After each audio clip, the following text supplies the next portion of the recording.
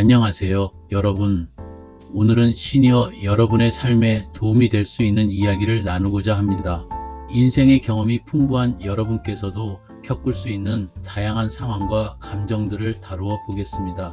각 이야기에는 여러분이 살아온 지혜를 바탕으로 한 극복의 신뢰를 추가하여 더욱 깊이 있는 내용을 전달하겠습니다. 편안한 마음으로 들어주세요. 인생의 여정에서 우리는 다양한 상처를 경험하게 됩니다. 하지만 그 상처는 시간이 지나면서 치유될 수 있습니다. 예를 들어 한 시니어 여성은 오랜 친구와의 이별로 인해 큰 슬픔을 겪었습니다.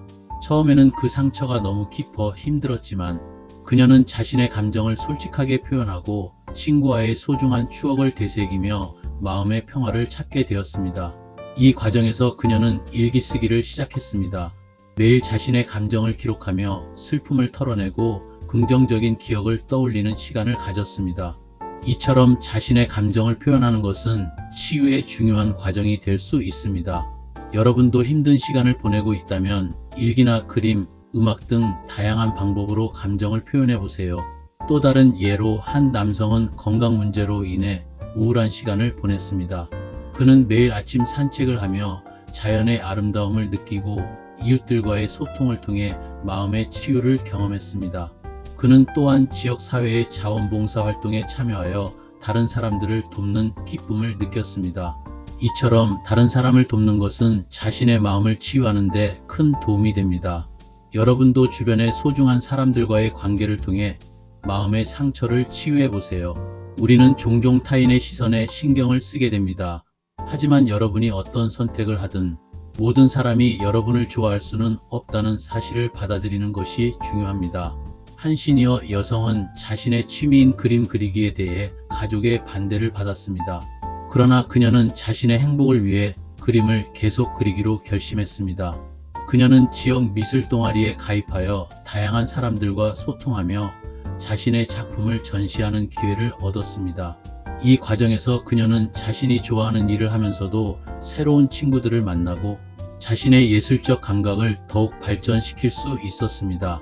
여러분도 자신이 좋아하는 일을 찾아보세요. 타인의 시선에 얽매이지 않고 자신을 표현하는 것이 중요합니다. 또 다른 사례로 한 남성은 친구들과의 대화에서 자신의 의견이 무시당하는 것 같아 상처를 받았습니다. 그러나 그는 그 상황을 받아들이고 자신의 생각을 존중해 줄 수 있는 새로운 친구들을 찾기로 했습니다. 그는 다양한 모임에 참여하며 새로운 사람들과의 관계를 형성했습니다. 결국 그는 더 많은 사람들과의 소중한 관계를 만들게 되었습니다. 여러분도 자신을 사랑하고 자신에게 집중하는 시간을 가져보세요. 겸손은 우리를 더 강하게 만들어주는 중요한 가치입니다.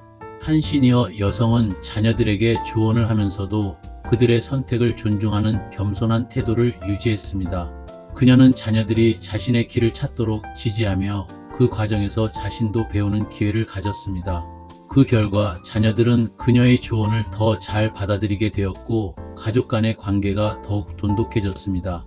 또 다른 예로 한 남성은 자신의 경력에 자부심을 느끼고 있었지만 후배들에게도 배울 점이 많다는 것을 깨달았습니다. 그는 후배들에게 겸손하게 다가가 조언을 주고 그들의 이야기를 경청했습니다. 이 과정에서 그는 후배들에게서 새로운 아이디어와 관점을 배우게 되었고 더 나은 리더가 될 수 있었습니다. 겸손함은 우리를 더 나은 사람으로 만들어줍니다. 그러니 주변 사람들과의 관계에서 겸손한 태도를 잊지 마세요. 인생의 길은 때때로 힘들고 절망적으로 느껴질 수 있습니다. 하지만 그 속에서도 희망을 찾는 것이 중요합니다.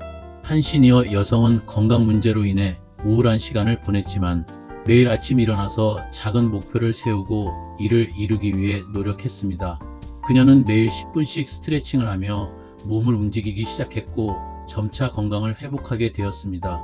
또 다른 사례로 한 남성은 퇴직 후의 삶에 대한 불안감으로 힘들어했습니다. 하지만 그는 지역사회의 자원봉사 활동에 참여하면서 새로운 사람들을 만나고 의미 있는 시간을 보내게 되었습니다. 그는 매주 한 번 노인복지관에서 봉사하며 다른 사람들과의 소중한 관계를 형성하게 되었습니다. 그 경험을 통해 그는 삶의 새로운 목적을 찾게 되었고 더 행복한 삶을 살게 되었습니다. 여러분도 절망 속에서 희망을 찾는 방법을 고민해 보세요. 상황을 바꿀 수 없다면 그 상황을 바라보는 마음가짐을 바꾸는 것이 중요합니다. 한 시니어 여성은 이웃과의 갈등으로 인해 스트레스를 받았지만 그 갈등을 해결하기 위해 먼저 자신의 태도를 돌아보았습니다. 그녀는 긍정적인 마음으로 이웃과의 관계를 개선하고 서로의 입장을 이해하게 되었습니다.